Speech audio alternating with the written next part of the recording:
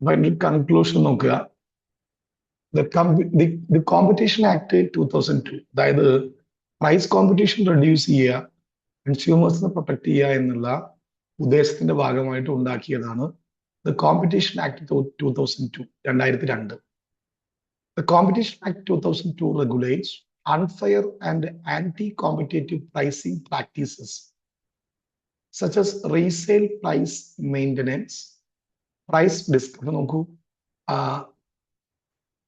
അത് regulates unfair and anti-competitive pricing practices.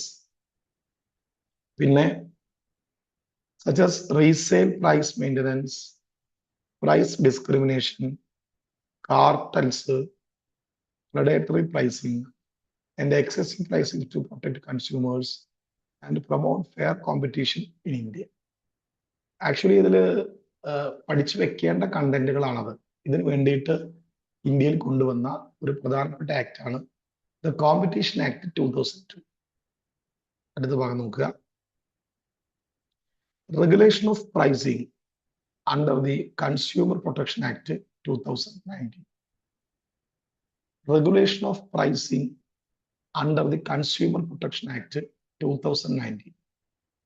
The Consumer Protection Act 2019 regulates two major pricing practices. 2019 Consumer Protection Act two major pricing practices regulate ചെയ്യുന്നു. ഒന്ന് excessive pricing, അധികമായിട്ടുള്ള pricing. Bargain and deceptive pricing. എന്താണ് ഈ excessive pricing എന്ന് നോക്കാം. Action can be taken when a seller charges price higher than fixed under any law.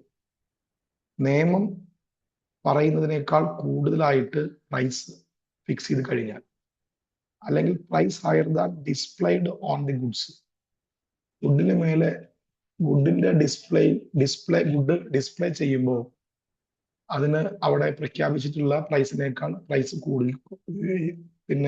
കൂടുതൽ പറയുമ്പോൾ price higher than printed on the package. പാക്കേജിന്റെ പ്രിന്റിന് മേൽ ഉള്ള ആ പ്രൈസിനേക്കാൾ കൂടിയ രീതിയിൽ പ്രൈസ് ഇമ്പോസ് ചെയ്താൽ, ഇതൊക്കെ എക്സസീവ് പ്രൈസിങ്ങിന്റെ രീതികളാണ് എന്നാണ് അവിടെ ഉദ്ദേശിക്കുന്നത്. Example, if MRP maximum retail price printed 100 ആണെങ്കിൽ അവിടെ ഷോപ്പ് കീപ്പർ 120 ആക്കിയിട്ട് പ്രഖ്യാപിച്ച് നമുക്കറിയാം അത് ഇല്ലീഗലാണ്. എക്സസീവ് പ്രൈസിങ്ങിനെ എന്ത് ചെയ്യുന്നുണ്ട്? ഈ റെഗുലേഷൻ ചോദ്യം ചെയ്യുന്നുണ്ട്. ഇനി കൺസ്യൂമർ അപ്പൊ എന്ത് ചെയ്യാം? അങ്ങനെയാണെങ്കിൽ എന്ത് ചെയ്യാൻ പറ്റും? കൺസ്യൂമർ റിഡ്രസൽ മെഷീനറിയിൽ എന്ത് ചെയ്യാൻ പറ്റും? കംപ്ലൈന്റ് ചെയ്യാം. ഡയറക്റ്റ് കമ്മീഷനിൽ പോവാം, സ്റ്റേറ്റ് കമ്മീഷനിൽ പോവാം, നാഷണൽ കമ്മീഷനിൽ പോവാം.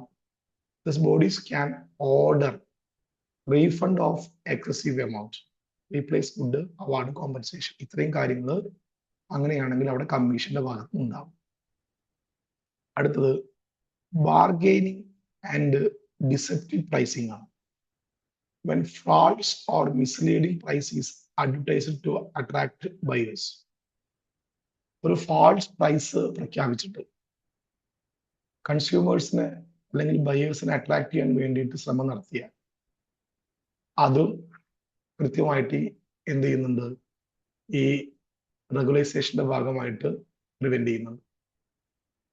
അപ്പോൾ പരസ്യം പ്രഖ്യാപിക്കുകയാണ് flat 50% discount advertisement, but actual price not reduced.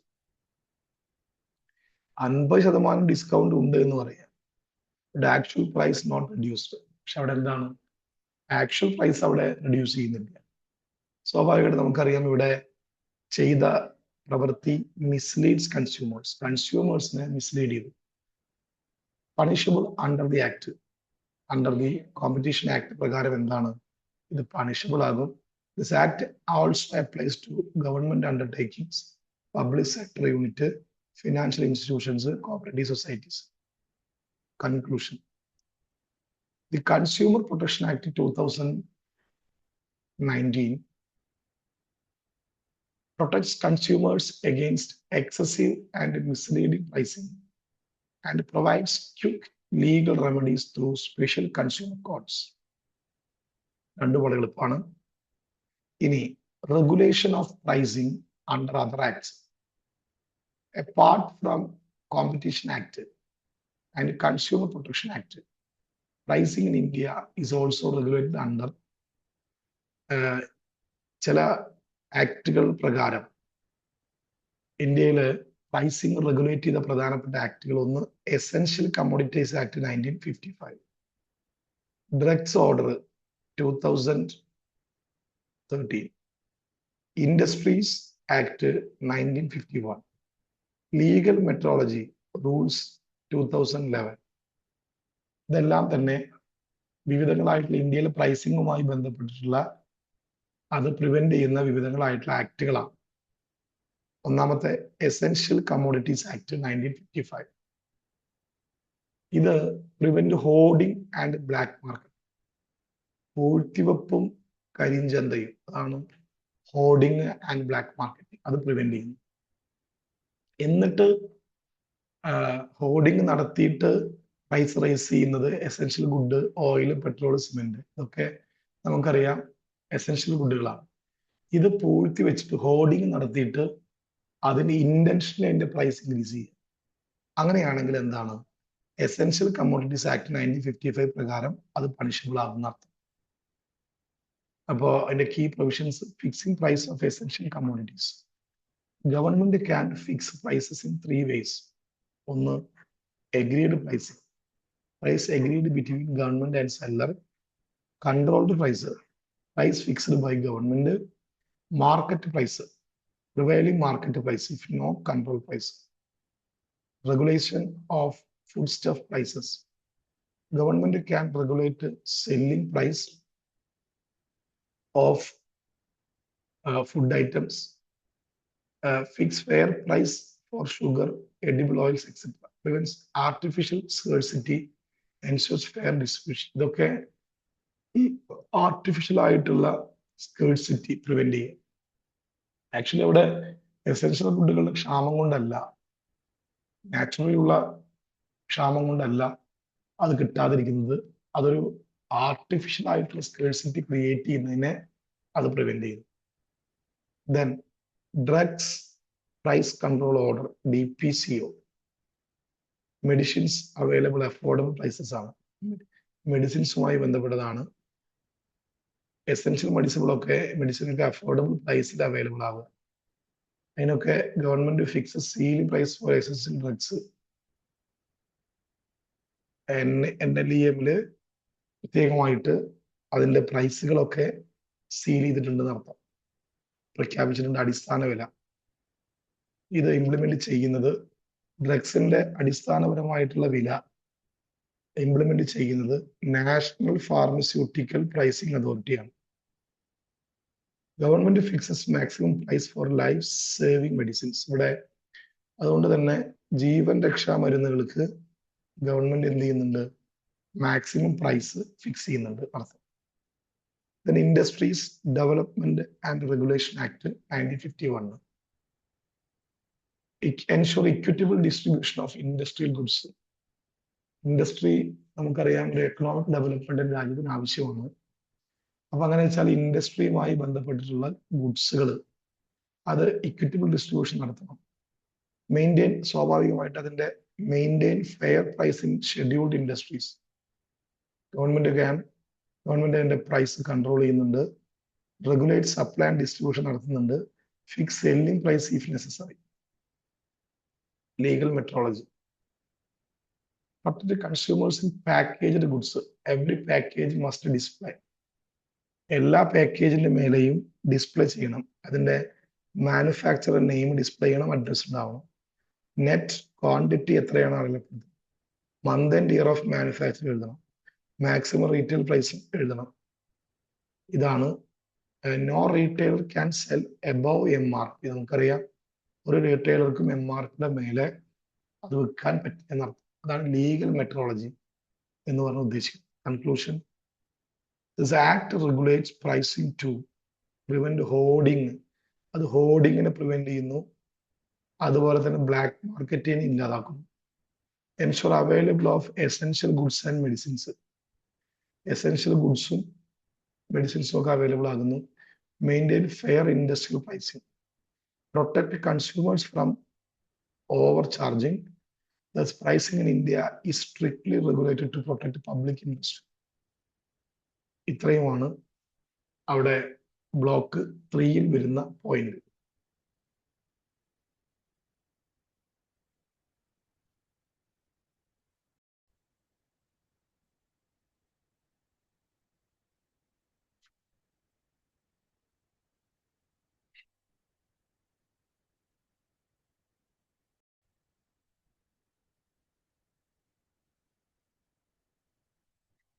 അടുത്തത് 4-ാമത്തെ ബ്ലോക്കാണ് ഡിസ്ട്രിബ്യൂഷൻ.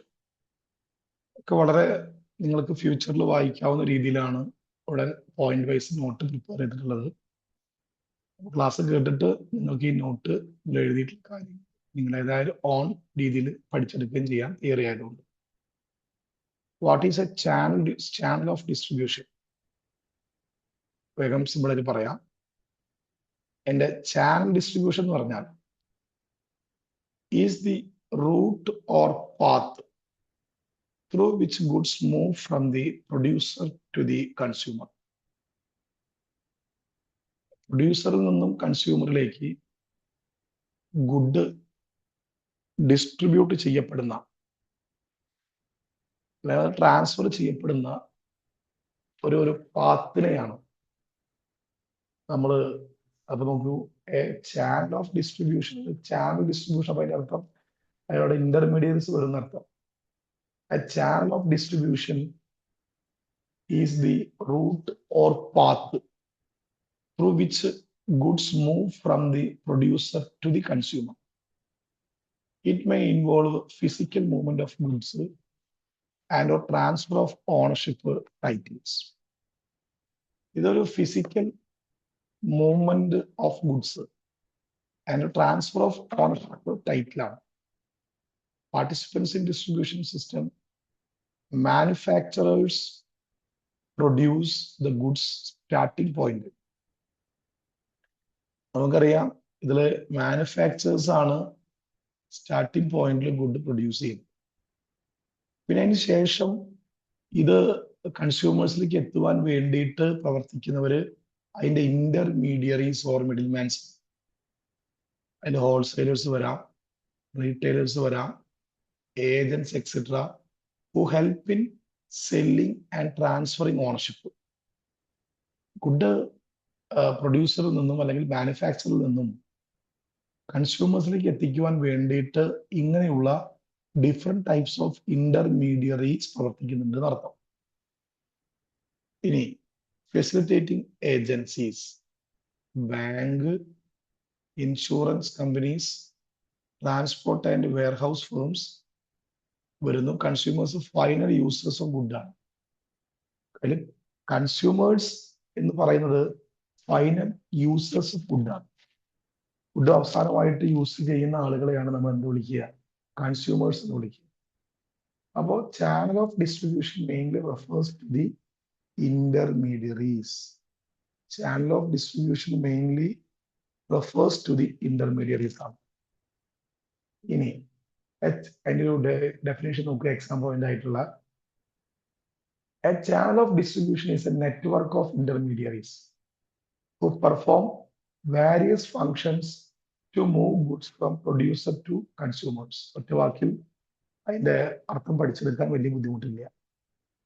ഇനി അടുത്ത് നോക്കൂ, why distribution channel is necessary? Why distribution channel is necessary? അതില് production takes place at one place. നമുക്കറിയാം പ്രൊഡക്ഷൻ നടക്കുന്നത് ഒരു പ്ലേസിലാണ്. പ്രൊഡക്ഷൻ ടേക്സ് അറ്റ് വൺ പ്ലേസിലാണ്. Consumers are scattered in different places. അതുകൊണ്ട് തന്നെ കൺസ്യൂമേഴ്സ് ഡിഫറെന്റ് ആയിട്ടുള്ള പ്ലേസുകൾ സ്കാറ്റേർഡ് ആയി കിടക്കുകയാണ്, ചിന്നിച്ചിതറി കിടക്കുകയാണ്. There is a time gap between production and consumption. ഇവിടെ പ്രൊഡക്ഷൻ നടക്കുന്ന സമയവും അത് കൺസ്യൂം ചെയ്യുന്ന സമയം തമ്മിൽ ഒരുപാട് ടൈം ഗ്യാപ്പ് ഉണ്ട്. So middle man help connecting producers and consumers. അപ്പൊ ഡിസ്ട്രിബ്യൂഷൻ ചാനലില് പ്രധാനമായും റോൾ വഹിക്കുന്ന ആളുകൾ എന്ന് പറയുന്നത് ആരാണ്? അതിന്റെ മിഡിൽ മാൻസ് ആണ്. Middle man help in connecting producers and consumers. പ്രൊഡ്യൂസേഴ്സിനെ കൺസ്യൂമേഴ്സുമായിട്ട് കണക്ട് ചെയ്യിപ്പിക്കുവാൻ വേണ്ടി സഹായിക്കുന്ന വിഭാഗത്തെയാണ് നമ്മൾ മിഡിൽ മാൻസ് എന്ന് വിളിക്കുക. ഇനി utilities created by distribution channel. Place utility ഉണ്ട്. അതിൻ്റെ അർത്ഥം goods available at a right place. Good അതിന്റെ റൈറ്റ് പ്ലേസിൽ അവൈലബിൾ. അപ്പൊ നമ്മൾ മൂന്നാർ പോയി കഴിഞ്ഞാൽ നമുക്ക് അവിടെ കോട്ട് അവൈലബിൾ ആകുകയാണെങ്കിൽ goods available at the right place ആണ്. Then time availability. Goods available at the right time.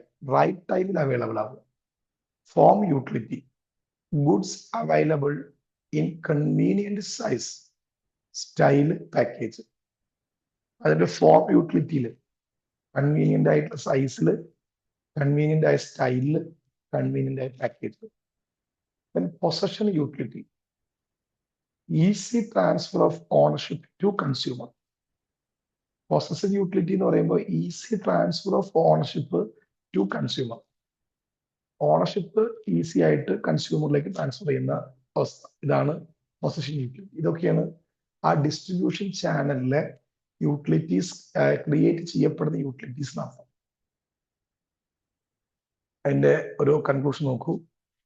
A channel of distribution is the path through which goods flow from producer to consumer. അപ്പൊ which goods flow from producer to consumer through intermediaries. ഇന്റർമീഡിയറീസിലൂടെ. It performs important functions. It performs important functions and create place, time, form and possession utilities. ഈ രീതിയിലൊക്കെ അത് perform ചെയ്യുന്നു. ഇനി functions of channels of distribution. Functions of channels of distribution എന്ന് പറഞ്ഞ വാക്ക്. The functions of channel of distribution are grouped into 3 categories. One, transactional function. These functions are related to buying and selling of goods.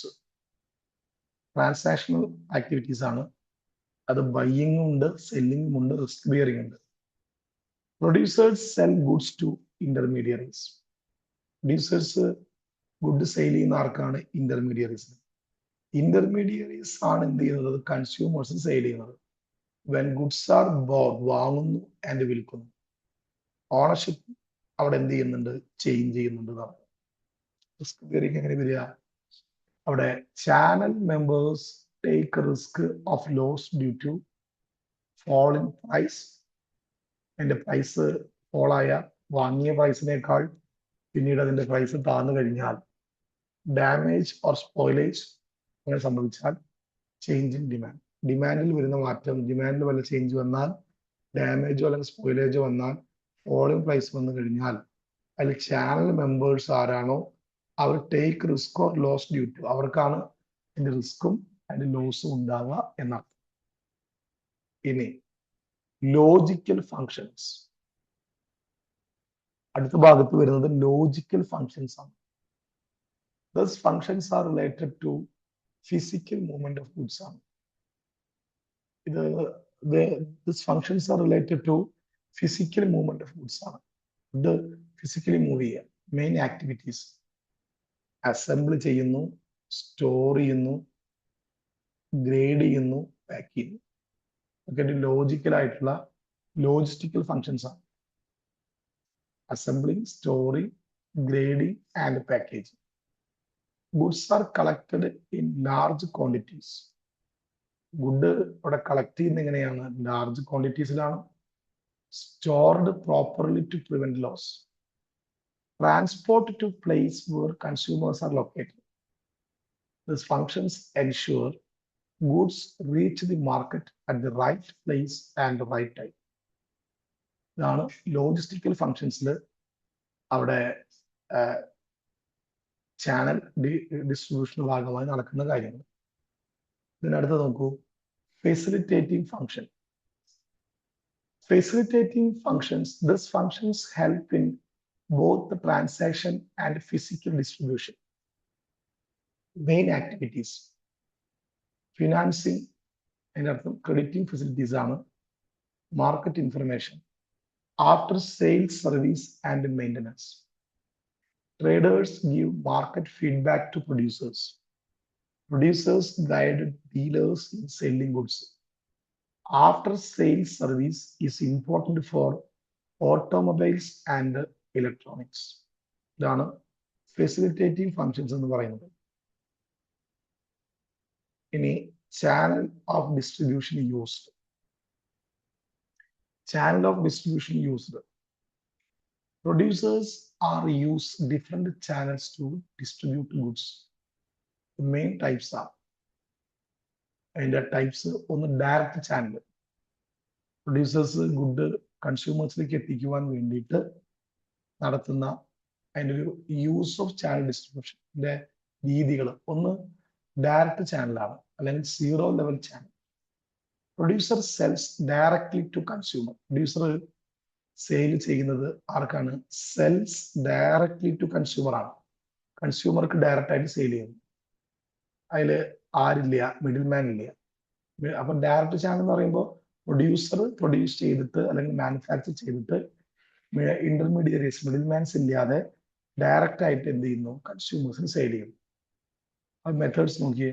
Travelling salesman, door to door ആണ്. Own retail showroom. Mail order, telephone ആണ്. Company website. Example Bata India. Bata ഇന്ത്യക്ക് own showrooms ഉണ്ട്. ഇനി Eureka Forbes, അതിനും door to door selling ആണ്. അപ്പൊ അതിന്റെ അർത്ഥം എന്താ? ഡയഗ്രത്തിൽ പ്രൊഡ്യൂസർ ടു കൺസ്യൂമർ ആണ് വരുന്നത്. ഡയറക്റ്റ് ആയിട്ട് പ്രൊഡ്യൂസറിൽ നിന്നും കൺസ്യൂമറിലേക്ക് ഗുഡ് എത്തിക്കുന്നതാണ്. ഇന്റർമീഡിയറ്റ്സ് ഇല്ലാതെ എത്തിക്കുന്നത് നമ്മൾ എന്ത് വിളിക്കുന്നു? ഡയറക്റ്റ് ചാനൽ എന്ന് വിളിക്കുന്നു. പിന്നെ അടുത്ത് നമുക്കറിയാം, ഇൻഡയറക്റ്റ് ചാനലിൽ one or more middle man are involves ആണ്. അപ്പൊ ഇൻഡയറക്റ്റ്ലി ഒന്നോ അല്ലെങ്കിൽ അതിലധികമോ വരുന്ന ഇന്റർമീഡിയറീസ് ഇൻവോൾവ് ആയിരിക്കും. അതിൽ 1 ലെവൽ ഉണ്ട്, 2 ലെവൽ ഉണ്ട്, 3 ലെവൽ ഉണ്ട്. 1 ലെവൽ എന്ന് പറയുമ്പോൾ പ്രൊഡ്യൂസർ, റീറ്റെയിലർ, കൺസ്യൂമർ. 2 ലെവലിലേക്ക് പോകുമ്പോൾ അത് പ്രൊഡ്യൂസറിൽ നിന്നും ഹോൾസെയിലറിലേക്കും പിന്നെ റീറ്റെയിലറിലേക്കും പിന്നെ കൺസ്യൂമറിലേക്കും നീങ്ങുന്നു. 3 ലെവലിലേക്ക് എത്തുമ്പോൾ അത് producer, agent, wholesaler, retailer, consumer. Used when direct selling is not possible.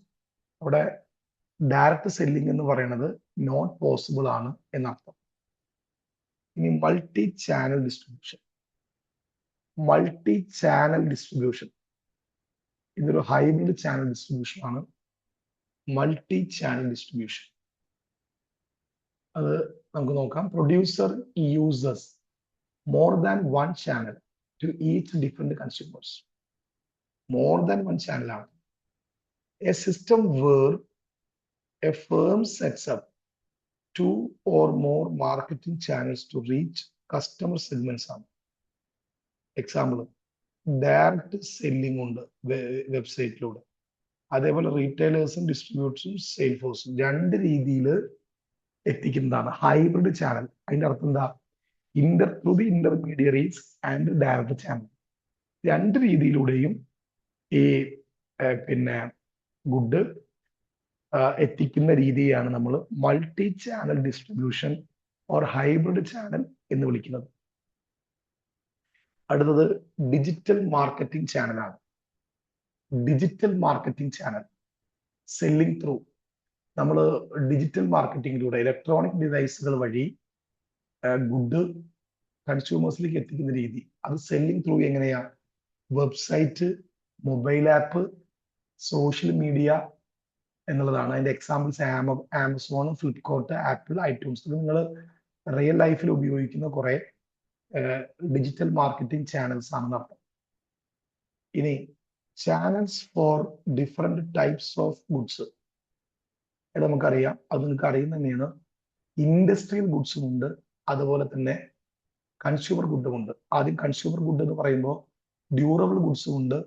അത് കാറ്, ഷൂസ്, റീറ്റെയിലേഴ്സ് ആൻഡ് ഷോറൂംസിലേക്കാണ്. Daily goods, food, soap, agent, wholesaler, retailer ആണ്. Bata India sales through showrooms ആണ്. ഇതാണ് consumer goods.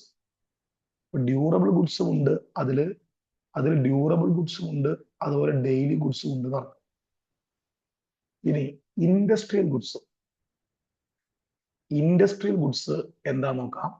Industrial goods high value goods ആണ്.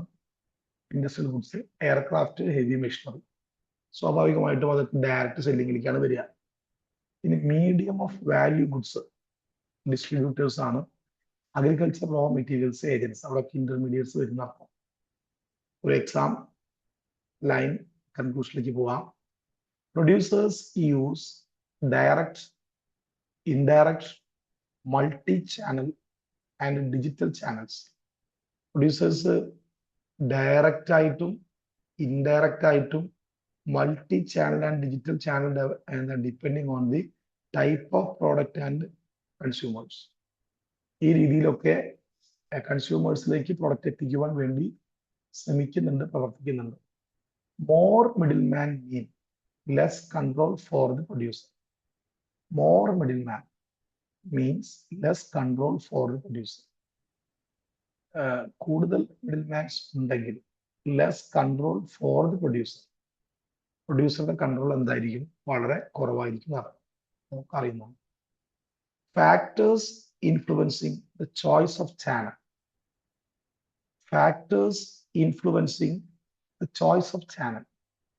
When many distribution channels are available, the producer must choose the most suitable one. നിരവധിയായിട്ടുള്ള distribution ചാനലുകൾ available ആണ്. The producer must choose the most suitable one. പ്രൊഡ്യൂസർ അതിൽ ഏറ്റവും most suitable ആയിട്ടുള്ള ഒന്നാണ് choose ചെയ്യുക. ഒന്ന്, the choice depends on 4 major factors. ഒന്ന്, പ്രോഡക്റ്റ് കൺസിഡറേഷൻസ്. അതിൽ പെരിഷബിലിറ്റി ഉണ്ട്. പെരിഷബിൾ ഗുഡ് എന്ന് പറയുമ്പോൾ നമുക്കറിയാം വേഗത്തിൽ നശിച്ചു പോകുന്ന ഗുഡുകൾ. പെരിഷബിൾ ഗുഡ്സ്, മിൽക്ക്, എഗ്സ് ഷോർട്ടാണ്. അത് direct channel to avoid spoilage. Clear. ഇനി ബൾക്ക്നെസ് ആണെങ്കിൽ heavy goods, cement and steel short channel തന്നെയാണ്. Light good, toothpaste, garments long ചാനലാണ്.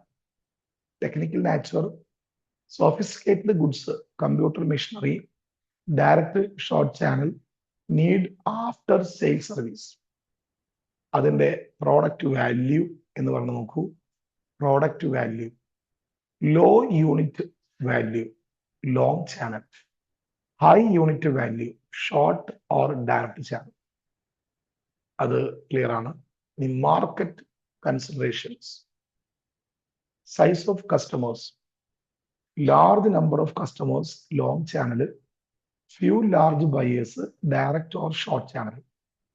Sales volume target, higher sales target, multiple channels. Concentration of buyers. Concentration of buyers എന്ന് പറയുമ്പോൾ short ചാനലാണ്. Scattered buyers ആണെങ്കിൽ long ചാനലാണ്. അത് നിങ്ങൾക്ക് അറിയുന്ന തന്നെയാണ്. ഇനി middle man considerations. Middle man considerations, availability of middle man, suitable and efficient middleman preferred. Channel competition. Producers may use same channels as competitors. Type and efficiency of middleman. Financial strength, experience, storage, facility, etc. Then company considerations, cost distribution, less costly channel preferred, long run profit, future market condition considering, experience and ability. Experienced firm prefer direct selling, financial strength. Strong firms can establish own channel. വളരെ ശ്രദ്ധിക്കേണ്ട കാര്യം, strong firms can establish on channel.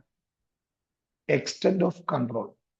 Short channel gives more control. Conclusion. The choice of distribution channel depends on product nature. Choice of distribution channel depends on എന്താണ് പ്രൊഡക്റ്റിന്റെ nature depend ചെയ്യും, market condition depend ചെയ്യുന്നു, middle man availability നോക്കും, and company factors നോക്കും. The producer selects the channel that gives maximum sales at a minimum cost and maximum profits. ഇതാണ് ഓരോ കമ്പനിയുടെയും ultimate aim എന്ന് പറയുന്നത് എന്നർത്ഥം.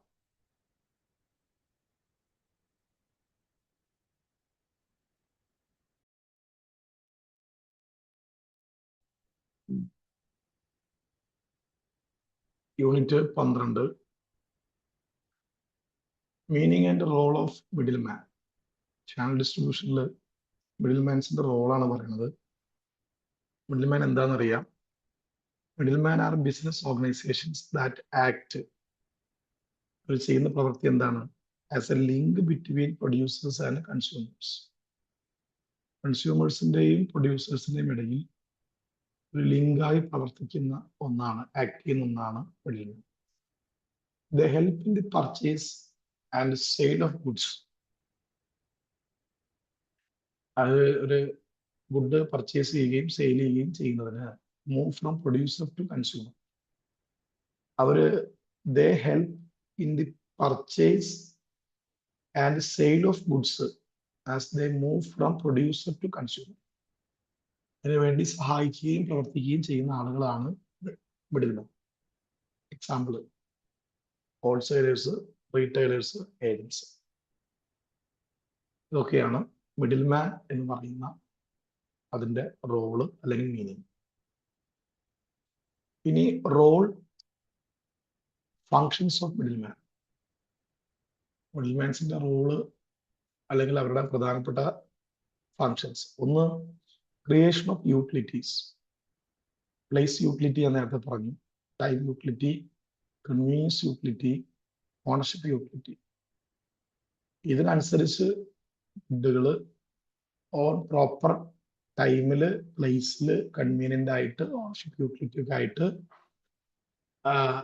കൺസ്യൂമേഴ്സിലേക്ക് എത്തിക്കുക എന്നുള്ളതാണ് ഒന്നാമത്തെ. അപ്പോൾ യൂട്ടിലിറ്റീസ് ക്രിയേറ്റ് ചെയ്യുന്നു. അത് മിഡിൽ മാൻസിന്റെ ഒന്നാമത്തെ ഫങ്ഷൻ, ധർമ്മമാണ്. ഇനി economy of effort. Middleman reduce the number of contacts between producers and consumers. Reduce the number of contacts between producers and consumers. അത് പ്രൊഡ്യൂസറും കൺസ്യൂമറും തമ്മിലുള്ള നമ്പർ ഓഫ് കോണ്ടാക്ട് മിഡിൽമാൻ ഒഴിവാക്കുന്നു. ഈ മിഡിൽമാൻ ഇല്ലെങ്കിൽ എന്താ ഉണ്ടാവുക? മെയിൻ ഡയറക്റ്റ് കോണ്ടാക്ട്സ് വേണ്ടേ?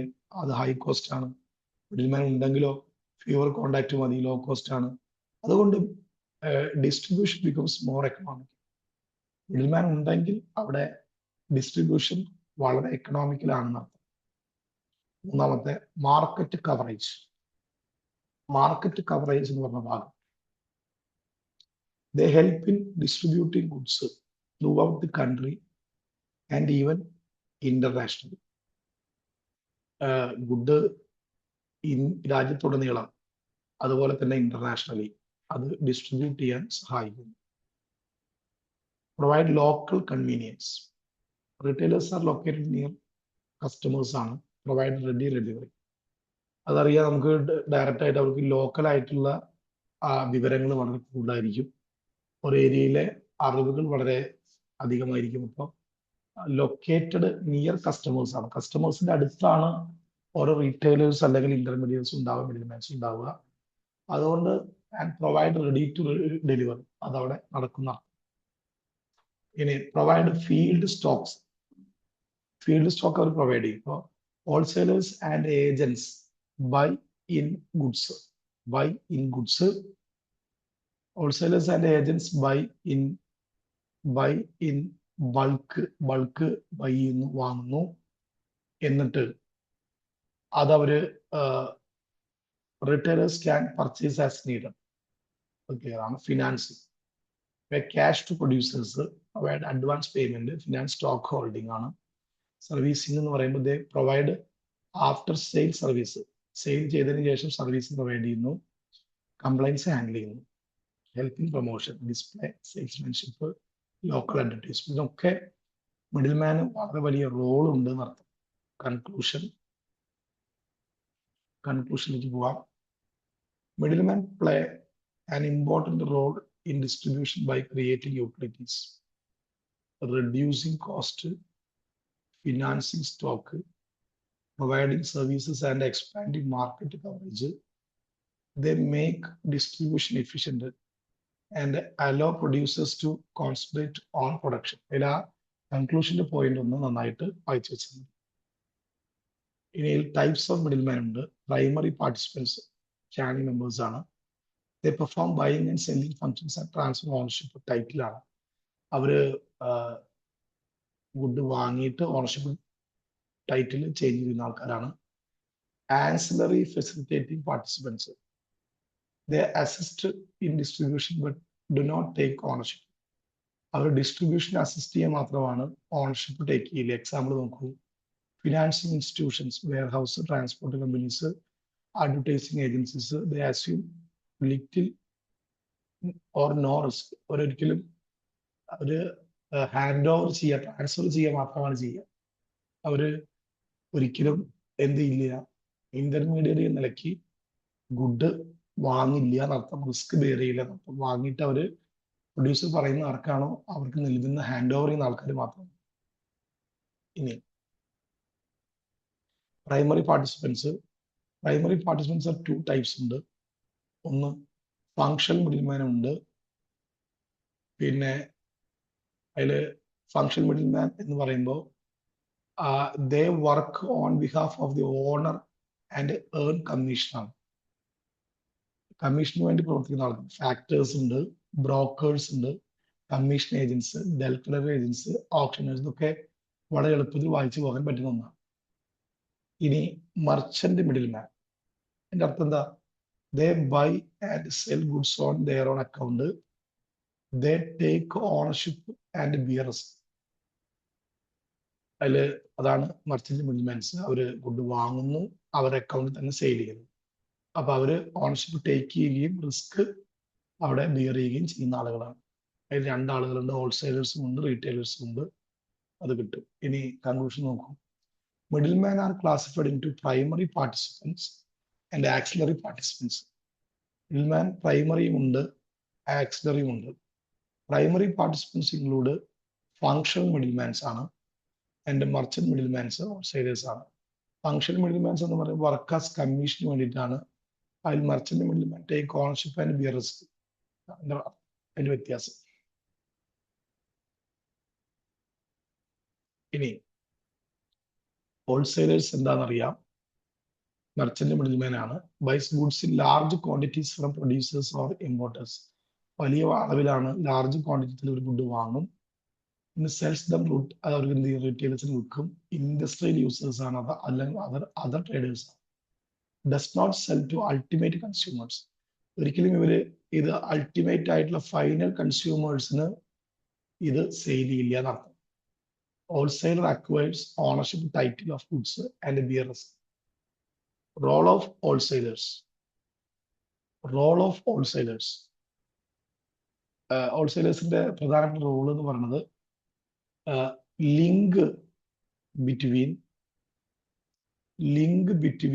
producer and retailer, buy in bulk from manufacturers, supply in small quantities to retailers, help small retailers who lack capital, allow producers to concentrate on production. ഇത്രയുമാണ്. ഇനിയിൽ classification of wholesalers ഓരോന്ന് പറയണം. On the base of merchandise. ഇനി on the base of method of operation. ഇതൊക്കെ just വായിക്കുക. Functions of wholesalers നമുക്കറിയാം. Assembling ഒരു function ആണ്. പിന്നെ ഡിസ്പറേഷൻ വേറൊരു ഫങ്ഷൻ ആണ്. Warehousing, transportation, financing, risk bearing, and grading and packaging. ഇതൊക്കെ പ്രധാനപ്പെട്ട ഫങ്ഷൻസ് ആണ്.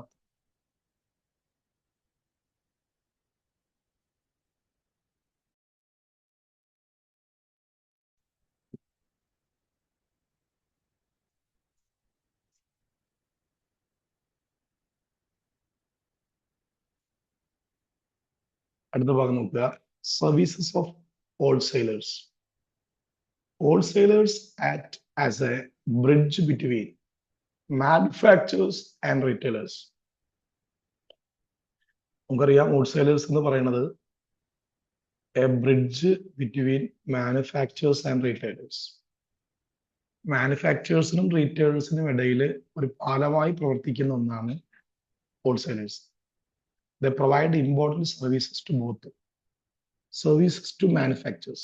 ഒരു മാനുഫാക്ചേഴ്സിന് കൊടുക്കുന്ന സർവീസുകൾ എന്തൊക്കെയാണ്? ഒന്ന്, അവർ ബൾക്കായിട്ട് പർച്ചേസ് ചെയ്യുന്നു. രണ്ട്, മാർക്കറ്റിനെ കുറിച്ച് provide information about demand and competition. മാർക്കറ്റിൽ നടക്കുന്ന ഡിമാൻഡും അതിന്റെ കോമ്പറ്റീഷനും എന്താണ് എന്ന് കൃത്യമായിട്ടുള്ള ഇൻഫർമേഷൻ അവര് ഹോൾസെയിലേഴ്സിന് നൽകുന്നു. പിന്നെ advance orders. Place orders based on future demand expectations, ensure continuous production. അവർ ഫ്യൂച്ചർ ഡിമാൻഡ് എക്സ്പെക്ടേഷന്റെ ഭാഗമായിട്ട് ഓർഡറുകൾ അഡ്വാൻസ് ചെയ്യുന്നു, ഓർഡറുകൾ വാങ്ങുന്നു. സ്വാഭാവികമായിട്ട് ഇത് മാനുഫാക്ചേഴ്സിനെ സംബന്ധിച്ചിടത്തോളം കണ്ടിന്യൂസ് ആയിട്ട് പ്രൊഡക്ഷൻ ഉറപ്പുവരുത്താൻ പറ്റുന്നു. Help in advertising. Sometime share advertising efforts and cost. ചില സമയങ്ങളിലൊക്കെ ഈ അഡ്വർടൈസ്മെന്റിന്റെ കോസ്റ്റ് അല്ലെങ്കിൽ അതിന്റെ എഫേർട്ടൊക്കെ എന്താണ് മാനുഫാക്ചേഴ്സിന്റെ കൂടെ തന്നെ ഈ പറയുന്ന ഹോൾസെയിലേഴ്സും ഷെയർ ചെയ്യുന്ന അർത്ഥം. ഇനി അവര്